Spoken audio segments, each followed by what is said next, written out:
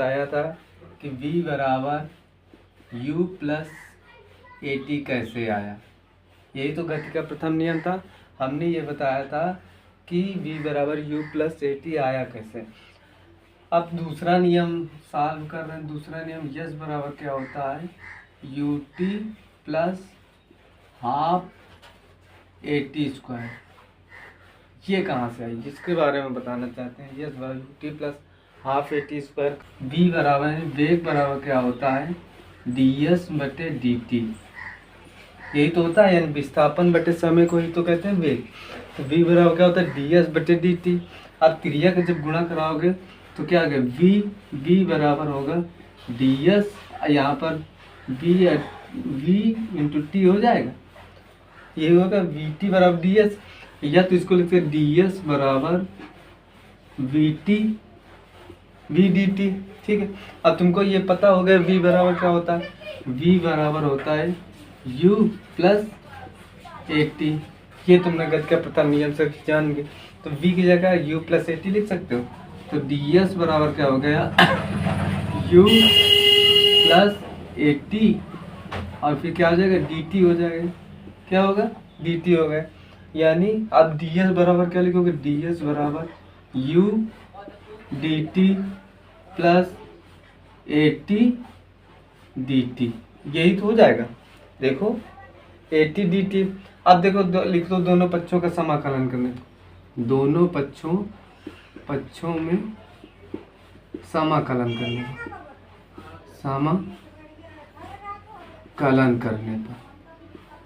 करने पर तो यहाँ पर समाकलन का निशान मतलब डी एस बराबर यू डी टी प्लस समाकलन ए टी डी टी। यही तो हो जाएगा। अब देखो विस्थापन क्या है, डी एस से डी टी, डी एस हो गया विस्थापन। अब इसमें लिखेंगे कण क्या, विस्थापन 0 से यस के बीच में जाएगा। और समय कितना है, 0 से टी। तो अब लिखना है विस्थापन 0 से यस तक। तब समय कितना होगा प्रभु, समय 0 से टी तक। या तो पहले लिखते हैं समय 0 से टी करते हैं तो विस्थापन कितना होता है, 0 से यस हो जाएगा। ठीक है, तो यहाँ पर जो लिमिट है तो ये लिमिट लिख दोगे 0 से यस डी एस बराबर, यहाँ पर लिखोगे 0 से T U D T plus 0 से T A T D T. देखो ये हो गया। अब करना क्या है, ये 0 से यस है तो इसका समाकलन क्या होता है, मान लो समाकलन यहाँ पर डी एक्स लिखा है तो इसका यहाँ पर एक मान लेते हैं, एक का समाकलन यस होता है, इसलिए यहाँ पर है डी एस, तो इसका समाकलन क्या होगा, यस हो जाए। और लिमिट कितनी लगा दोगे, 0 से यस। ये फार्मूला होता है। अब देखो यहाँ पर जब तुम कांस्टेंट वैल्यू तो ये बाहर लिख लो। अब यहाँ पर टी के सापेक्ष है तो टी आ जाएगा, यहाँ पर यस था तो यहाँ पर यस आ गया। अब यहाँ पर डी टी है तो टी आ जाएगा। लिमिट कितनी, 0 से टी। ठीक, अब देखो अब ये कांस्टेंट वैल्यू तो ये बाहर निकालो। टी का समाकलन यक्स का डी एक्स का समाकलन कितना होता है, यहाँ पर घात 1 मानते हैं, घात में 1 जोड़ देते हैं, उसी का भाग दे देते हैं। तो यहाँ पर टी चल रहा है डी टी, तो टी लिखोगे टी स्क्वायर बटे 2 की पावर कितना आ जाएगा, 0 से टी आ जाएगा।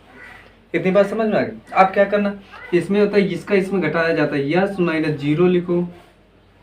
ठीक, बराबर यू टी माइनस 0 प्लस 1/2 कर दो यहाँ पर, फिर यहाँ पर लिखोगे टी स्क्वायर माइनस 0। यही तो हो जाएगा। ठीक, अब देखो यहाँ पर यस होगा, यस बराबर ये u का गुणा टी में कराओगे तो यू टी आ जाएगा, प्लस इसका इसमें गुणा कराओ, यही तो आ जाएगा।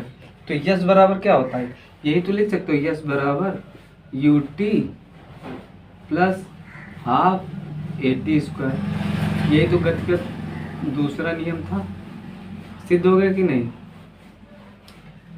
यस बराबर U T plus half a T square, या तो इससे ये लिख दो, गुणा में कोई मतलब नहीं होता, एक का गुणा कराओगे तो वही आएगा।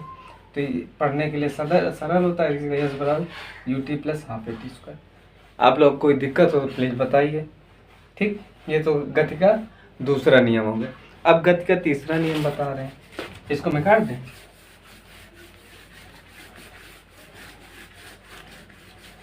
ये तो दूसरा नियम हो गया। तीसरा नियम होता है बी स्क्वायर बराबर यू स्क्वायर प्लस 2as। ये हो गया तुम्हारा तीसरा नियम गति। यही तो है, इसको प्रूव कर। वेग बटे समय होता है या dv अपॉन dt। ठीक, वेग बराबर क्या होता है, वेग परिवर्तन को दर को त्वरण कहते हैं। आप देखो यहाँ पर क्या कर रहे हैं, dv अपॉन ds कर दें।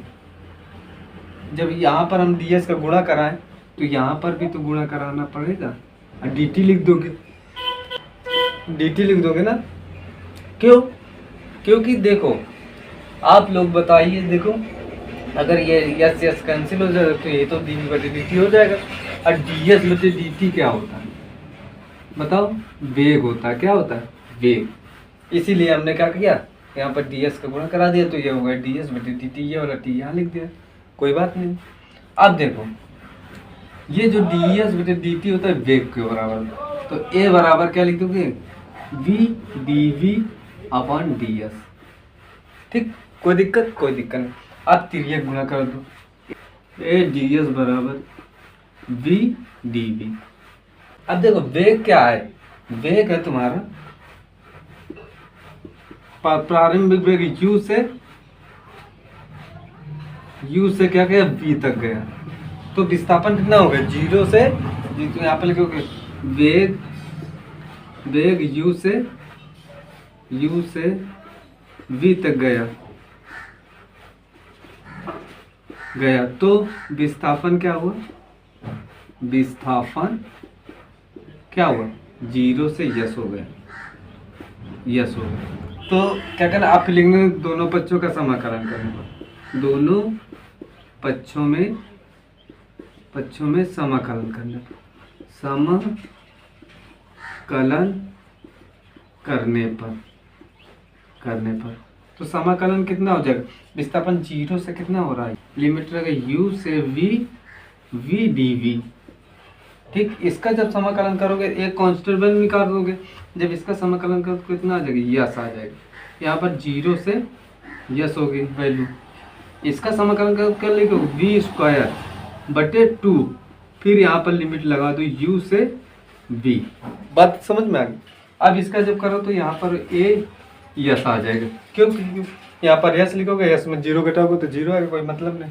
अब यहाँ पर 1/2 लिख दो। सबसे पहले ये वाली वैल्यू यहाँ पर लिखी जाती है, v स्क्वायर माइनस, फिर ये वाली वैल्यू यहाँ पर लिखी जाती है u स्क्वायर। ठीक, अब 2 का गुणा करना इधर कर दो तो क्या है, 2as बराबर v स्क्वायर माइनस के u स्क्वायर। अब देखो ये v को इधर रखो तो v स्क्वायर बराबर 2as, u को इधर भेज दो तो क्या हो जाएगा, u स्क्वायर। तो यही गति का तीसरा नियम है, v स्क्वायर बराबर u स्क्वायर प्लस के 2as।